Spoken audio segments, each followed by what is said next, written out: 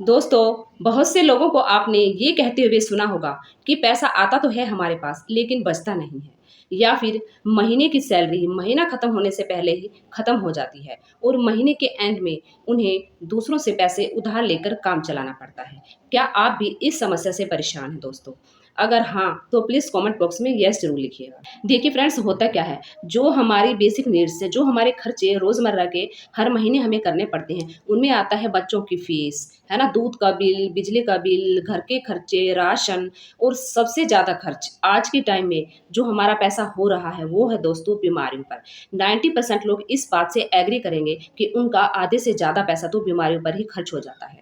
आज के टाइम में दोस्तों ना केवल बुजुर्ग लोग, जवान, बच्चे, बूढ़े सभी रोग से ग्रस्त हैं। हर महीने कोई ना कोई घर में बीमार पड़ जाता है और हम ना चाहते हुए भी हमारे पैसे वहाँ पर खर्च हो जाते हैं। तो दोस्तों, इन सभी समस्याओं का समाधान लेकर आज की वीडियो में मैं आई हूँ। तो प्लीज़ वीडियो को देखिएगा, समझिएगा ज़रूर। हम बात करेंगे उन छोटी-छोटी बातों के बारे में जो कि पैसे बचाने के लिए बेहद ज़रूरी है गाइस। जय श्री कृष्ण दोस्तों, आज की वीडियो में मैं दोस्तों शेयर करूँगी आपके साथ वो टिप्स, या फिर यूँ कह लीजिए वो गोल्डन टिप्स जो आपको इस समस्या से 100% तो नहीं, लेकिन कुछ हद तक आपको इस समस्या से छुटकारा दिलाएँगे। जो टिप्स मैंने खुद फॉलो किए हैं अपनी लाइफ में, वो ही टिप्स आज मैं आपके साथ शेयर करूँगी। टिप नंबर 1 दोस्तों, पैसे की वैल्यू समझिए, पैसे की वैल्यू करिए। देखिए दोस्तों, पैसे को ज़रूरी तो सभी समझते हैं कि पैसे का हमारे जीवन में बहुत महत्व है। पैसा हमारे लिए भगवान है एक तरह से, यूँ कह लीजिए, क्योंकि बिना पैसे के आजकल कुछ भी नहीं है ना? पैसे की वैल्यू से मेरा मतलब ये बिल्कुल भी नहीं है कि आप बिल्कुल कंजूस बन जाइए, अपने शौक पूरे मत कीजिए, बिल्कुल कीजिए। आप अपनी कमाई का 5% हिस्सा जो है अपने शौक पूरे कीजिए। लेकिन दोस्तों, रोज़मर्रा के खर्चों के अलावा भी ऐसे छोटे-छोटे बहुत से खर्चे होते हैं, जिन्हें हम इग्नोर कर देते हैं। तो वैल्यू से मेरा मतलब बिल्कुल वही है, आप जो छोटे-छोटे खर्चे हैं जिन्हें आप इग्नोर कर देते हैं, जो 50-100 रुपए के खर्च पता ही नहीं चलता कब हज़ारों में बदल जाते हैं और जिन्हें हम हमारे खर्चों में काउंट ही नहीं करते हैं। दोस्तों, उन छोटे-छोटे खर्चों पर अंकुश लगाइए और ध्यान रखिए, उन्हें इग्नोर मत कीजिए। टिप नंबर 2, सबसे ज़रूरी और इम्पोर्टेंट बात, महीने के खर्च का, हर महीने के खर्च का हिसाब रखिए। आपको करना क्या है, आपको एक बनानी है डायरी, ठीक है?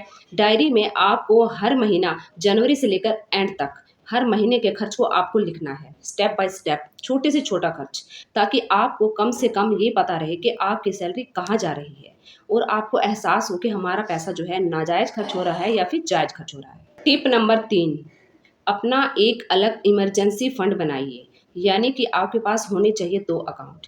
एक अकाउंट सैलरी अकाउंट, जिससे आप अपने रोज़मर्रा के खर्चों को पूरा कीजिए, ठीक है? और एक अलग से अकाउंट रखिए, उसमें थोड़ा-थोड़ा करके जितना भी आपसे पॉसिबल हो सके पैसा डालते रहिए, ताकि इमरजेंसी में आपको किसी दूसरे से पैसे उधार ना माँगने पड़े दोस्तों।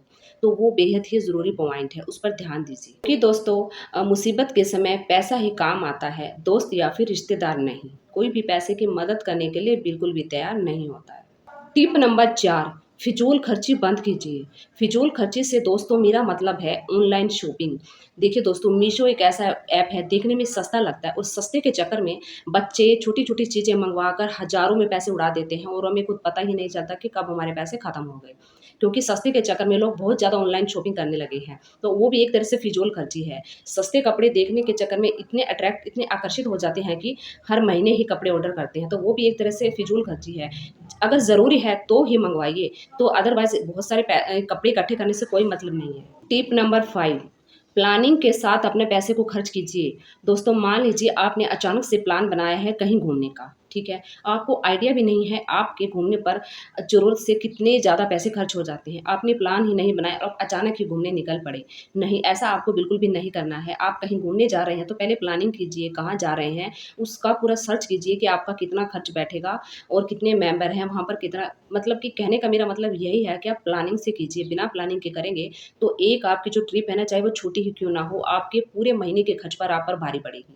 टिप नंबर 6, दोस्तों छोटे-छोटे खर्चों पर अंकुश लगाइए।